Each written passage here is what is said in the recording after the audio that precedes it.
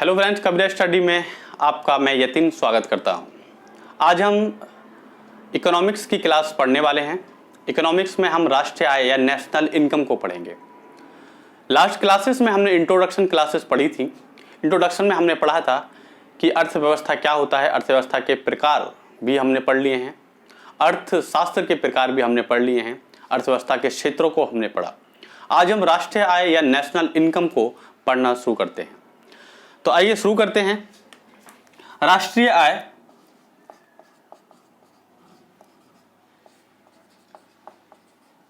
यानी national income.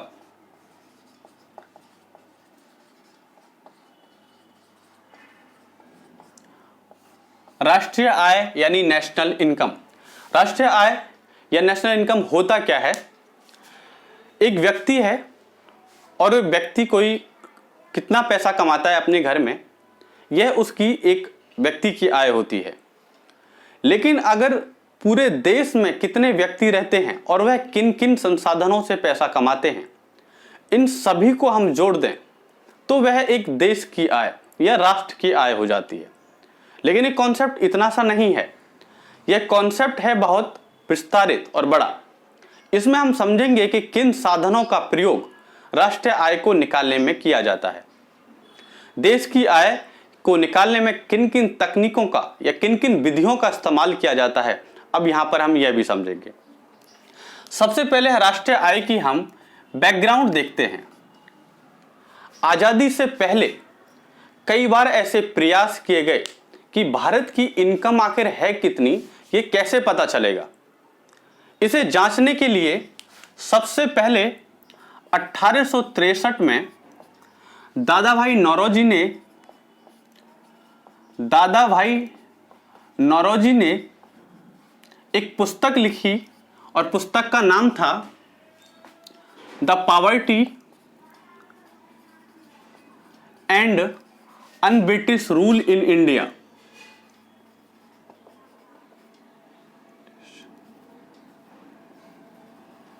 Rule in India. 1863 में दादा भाई नौरोजी ने the poverty and un-British rule in India नाम की एक बुक लिखी। उस बुक में इन्होंने बताया कि जो भारतीय हैं या भारतीय लोगों की या प्रत्येक भारतीय की जो इनकम है वो औसतन 20 रुपये है। इन्होंने प्रति व्यक्ति आय कितना बताया? 20 रुपये। दादा भाई नौरोजी ने अपनी पुस्तक में वर्णन किया कि भारत में जो लोग हैं वो प्रति व्यक्ति यानी एक व्यक्ति 20 रुपये कमाता है। यह बुक काफी इंपॉर्टेंट है, कई बार एग्जाम्स में पूछी जाती है। यह प्रथम बार राष्ट्रीय आय की गणना किसने की? तो आपको यह भी याद रखना है कि दादा भाई नौरोजी ने भारत में सबसे पहले नेशनल इनकम या राष्ट्रीय आय की बात की। इसके बाद आगे चलते हैं हम।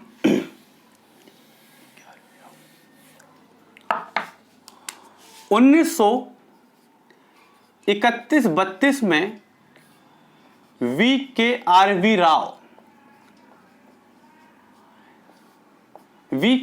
बी राव ने प्रथम बार वैज्ञानिक विधि से राष्ट्रीय आय की गणना की।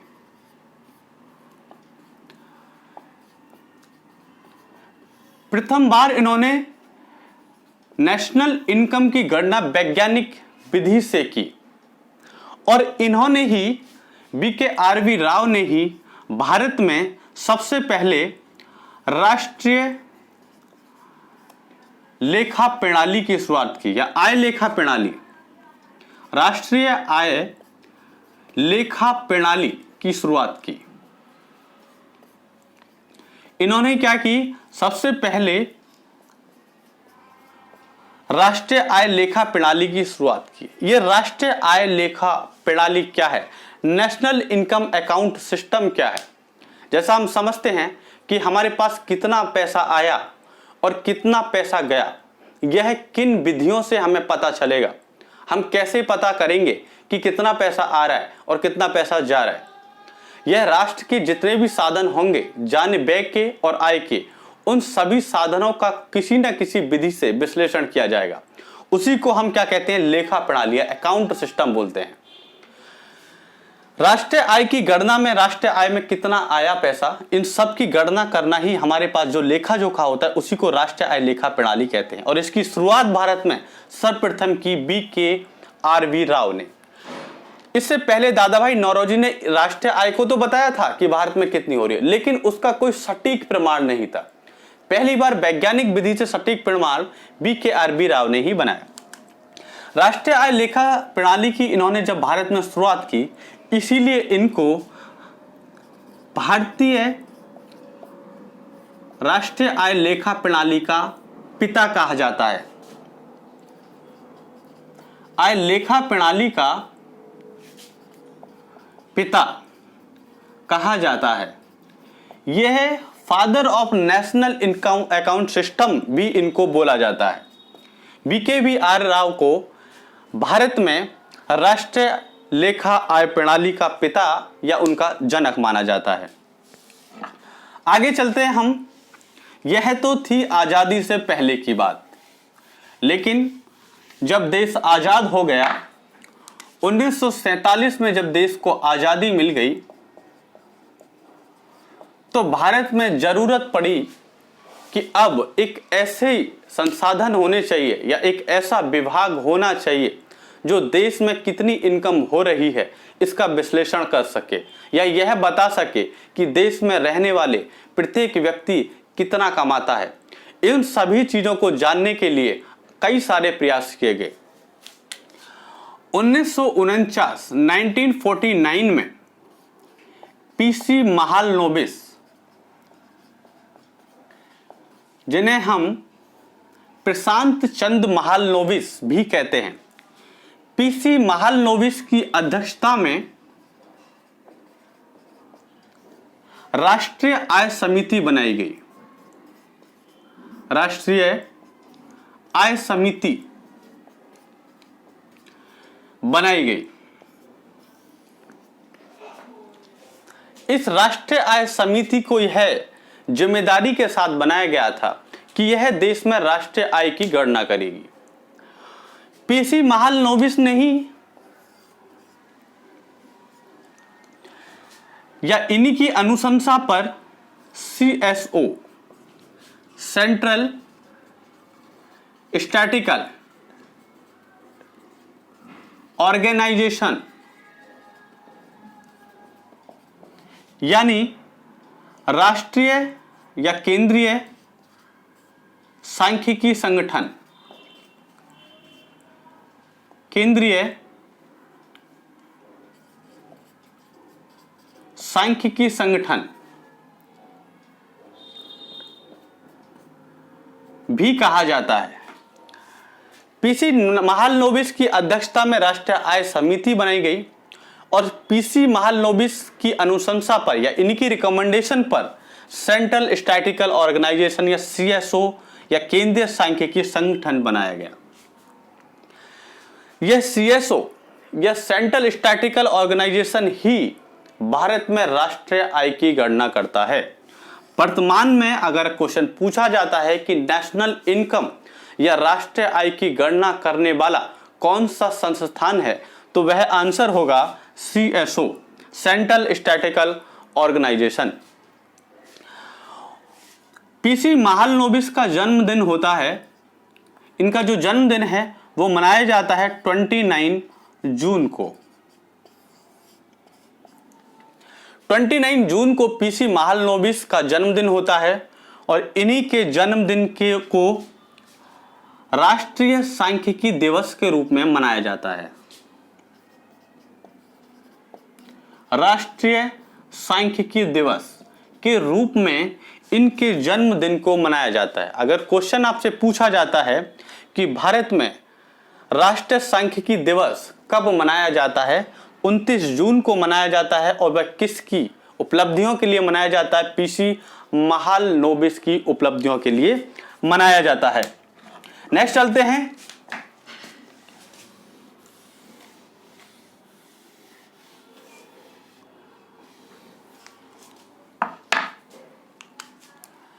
सन 2000 में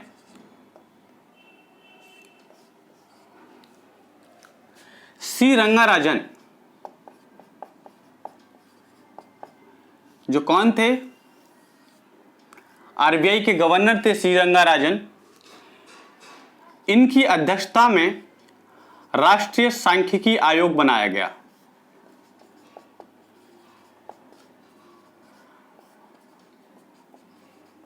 राष्ट्रीय सांख्यिकी आयोग बनाया गया 2000 में, और यह अस्थायी रूप से बनाया गया था। राष्ट्रीय सांख्यिकी आयोग जो कई सारे डेटा लेकर सीएसओ के साथ काम करता, और फिर इसी विभाग को 2005 में पूर्णकालिक बना दिया गया।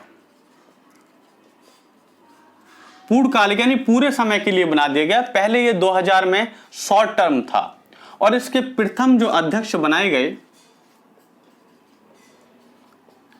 वो सुरेश तेंदुलकर बनाए गए।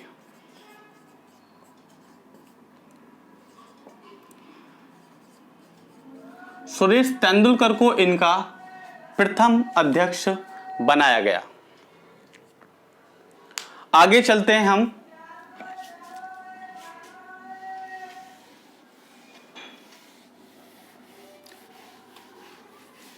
अभी तक आपने कुछ ऐतिहासिक बैकग्राउंड देखी कि कैसे राष्ट्रीय आय समिति बनाने के लिए, राष्ट्रीय सांख्यिकी आयोग बनाने के लिए या सीएसओ को बनाने के लिए किन किन लोगों की भूमिका रही, किन किन लोगों ने राष्ट्रीय आय के लिए काम किया, यह सभी अभी आपने देखा। अब हम पढ़ते हैं कि राष्ट्रीय आय या नेशनल इनकम को निकालते कैसे, इसके निकालने के कितने तरीके होते हैं, कैसे हमें पता चलेगा कि देश की आय कितनी है। इनको निकालने के लिए कुछ विधियां होती हैं। राष्ट्रीय आय को मापने की विधियां,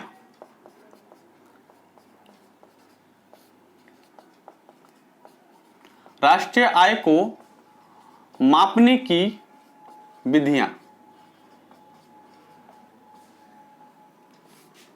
या method of measuring national income.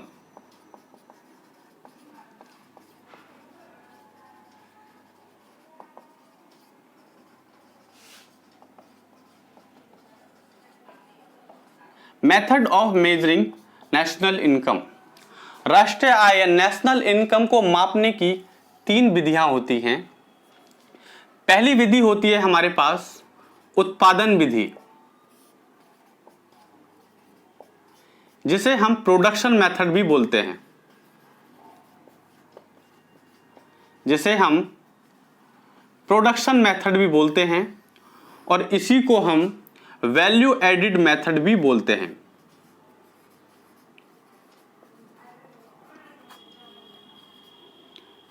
या इसे हिंदी में मूल्य वर्धित विधि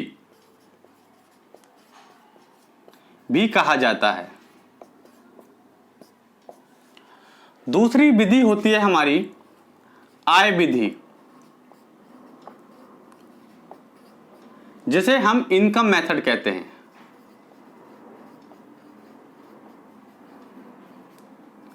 आय विधि या इनकम मेथड भी कहते हैं। तीसरी होती है हमारी व्यय विधि, यानी एक्सपेंडिचर मेथड।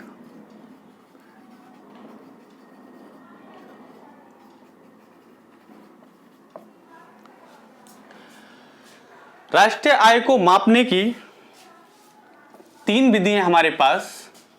कैसे हमें पता चलेगा कि देश की इनकम कितनी है या नेशनल इनकम कितनी है, इसे मापने के लिए 3 विधियां इस्तेमाल की जाती हैं। पहली विधि उत्पादन विधि होती है, दूसरी विधि राष्ट्रीय विधि होती, आय विधि होती है, और तीसरी होती है व्यय विधि। उत्पादन विधि क्या होती है, हम इसे समझते हैं। उत्पादन विधि में देश में जितने भी क्षेत्रों से, चाहे वो प्राइमरी सेक्टर हो या वो सेकेंडरी सेक्टर हो या वो तीसरा क्षेत्र हो, प्राइमरी सेक्टर, सेकेंडरी सेक्टर और टर्शरी सेक्टर, तृतीय क्षेत्र, इसके बारे में मैं आपको बता चुका हूं। आप जाके ऑलरेडी वो चीजें देख सकते हैं, पढ़ सकते हैं कि तीनों क्षेत्र क्या होते हैं, कौन कौन सी चीजें इसमें भूमिका निभाती हैं। इन सारे सेक्टर से जितना भी देश के अंदर उत्पादन हुआ, चाहे वो वस्तु का हुआ या सेवा का हुआ, मान लीजिए रेलवे से कितना प्राप्त हुआ, होटलों से कितनी इनकम हुई, कितना टैक्स वसूला गवर्नमेंट ने, स्कूलों से कितना लिया, हॉस्पिटल्स से कितना लिया, बैंकिंग से कितना लिया, इंश्योरेंस से गवर्नमेंट को कितना आया, या कितना उत्पादन हुआ, इस प्रोडक्शन को लेते हैं। और वस्तु कितना उत्पादित हुई, मान लीजिए 100 कारों का एक साल में उत्पादन हुआ, कुछ साइकिल्स का हुआ, कुछ गेहूं बने, इसलिए इन सब उत्पादन को जोड़ लेते हैं और इनका जो मूल्य है वो पैसों में निकाल लेते हैं। सारी जो वस्तु और सेवाएं होती हैं उन सब को एक साथ इकट्ठा करके इनका जो मूल्य है वो पैसों में निकाल लेते हैं, यानी मौद्रिक मूल्य इसका निकाल लेते हैं। सभी वस्तु और सेवाओं के उत्पादन का मौद्रिक मूल्य निकालना ही क्या कहला जाता है, उत्पादन विधि। उत्पादन विधि में आप देखेंगे कि अगर किसी व्यक्ति ने 2 क्विंटल गेहूं उत्पादित किए और किसी ने 4 साइकिल बनाई, तो दोनों ने इनका मूल्य कितना होगा, इन्हीं से पता चल जाएगा कि उत्पादन कितना हुआ है। बात समझ में आ गई होगी आपके। दूसरा होता है आय विधि, इनकम मेथड। कैसे पता चलेगा इस विधि से कि किसी की इनकम कितनी है। मान लीजिए अगर किसी के परिवार की इनकम पता करना हो तो उसे पड़ोसी कैसे पता करेगा कि जो मेरे पड़ोस में रहने वाला व्यक्ति है उसकी इनकम कितनी होगी। उसके लिए वो क्या कर सकता है, देख सकता है कि वो क्या काम कर रहा है, कितना उत्पादन कर रहा है, इससे जानकारी प्राप्त कर सकता है। लेकिन इससे भी सटीक जानकारी उसे प्राप्त नहीं हो पाएगी। अगर वो दुकान खोलता है, उसका पड़ोसी कोई बिजनेस चलाता है, कोई जॉब करता है, तो उसे पता नहीं लग पाएगा। आय विधि से क्या होता है, इनकम मेथड। यहां पे अगर कोई जॉब करने वाला व्यक्ति है या कोई व्यवसायी है तो ये लोग टैक्स कितना दे रहे हैं, इसने कितना टैक्स दिया और इसने भी कितना टैक्स। व्यवसायी का मतलब है कोई इंडस्ट्री चलाया है, कंपनी से लगा सकते हैं हम। कोई कंपनी है, कंपनी जो इनकम कमाएगी उससे भी टैक्स देगी। तो जो जॉब करने वाले व्यक्ति हैं उन्होंने कितना टैक्स दिया और जो कंपनी थी उसने कितना टैक्स दिया। इस टैक्स से पता चल जाता है कि उन व्यक्तियों की आय कितनी रही होगी। इसी से हम अनुमान या अंदाजा लगा लेते हैं कि आय विधि कितनी है या आय कितनी है। यही आय विधि कहती है। CSO, सेंट्रल स्टैटिस्टिकल ऑर्गेनाइजेशन, जो कि देश में ये पता लगाता है राष्ट्रीय आय कितनी है, वो 3 मेथड का इस्तेमाल करता है। पहला उत्पादन, दूसरा आय और तीसरा व्यय विधि। आय विधि में CSO देखता है कि किन किन व्यक्तियों ने टैक्स भरा है, उन टैक्स के आधार पर ही इनकम निकाल लेता है और देश में कितनी आय हो रही है ये अंदाजा हो जाता है। तीसरा होता है हमारा व्यय विधि। इसे हम एक्सपेंडिचर मेथड बोलते हैं। किसने कितना खर्चा किया और कितनी सेविंग्स हुई, यानी बचत हुई, यानी खर्चा कितना किया यानी व्यय कितना किया, और इसके पास बचत कितनी है, यही इन्हीं का योग क्या कहलाता है, व्यय विधि बोला जाता है। मान लीजिए किसी व्यक्ति ने 10,000 रुपये कमाए, तो 10,000 में से खर्च कितने कर दिए, मान लीजिए 5,000 खर्च कर दिए और 5,000 उसके पास हैं, तो ही तो 10,000 बनेंगे। तो इसका मतलब किसी व्यक्ति ने जितना खर्च किया और जितना उसके पास सेव है वो ही उसकी इनकम मानी जाती। लेकिन ये डाटा आसानी से उपलब्ध नहीं हो पाता है, क्योंकि किस व्यक्ति ने कितना खर्च किया है और कितना सेव किया है यह पता लगाना आसान काम नहीं होता है। इसलिए भारत में इस विधि को यूज नहीं किया जाता है। भारत में 2 ही विधि यूज की जाती हैं, उत्पादन विधि और आय विधि। उत्पादन विधि में जितना भी उत्पादन होता है चीजों का, उनका सभी का मौद्रिक मूल्य निकाल लेते हैं। दूसरी विधि आय विधि के अंदर जो टैक्स देने वाले लोग हैं उन सब का टैक्स काउंट कर लेते हैं, उनसे उनकी आय पता चल जाती है। नेक्स्ट क्लास में पढ़ेंगे हम अर्थव्यवस्था के राष्ट्रीय आय के प्रकार क्या होते हैं, जीडीपी के बारे में पढ़ेंगे हम, जीएनपी, एनएनपी, इन सब चीज़ों के बारे में पढ़ेंगे। आज का सेशन हम यहीं ख़त्म करते हैं। उम्मीद करता हूँ ये सारी चीज़ें आपको समझ आई होंगी। चैनल को ज़्यादा से ज़्यादा सब्सक्राइब करें, इस वीडियो को लाइक करें और शेयर करें, ताकि आपको आगे आने वाली वीडियो की नोटिफिकेशन टाइम से मिल जाए। आज की क्लास के लिए धन्यवाद। Thank you.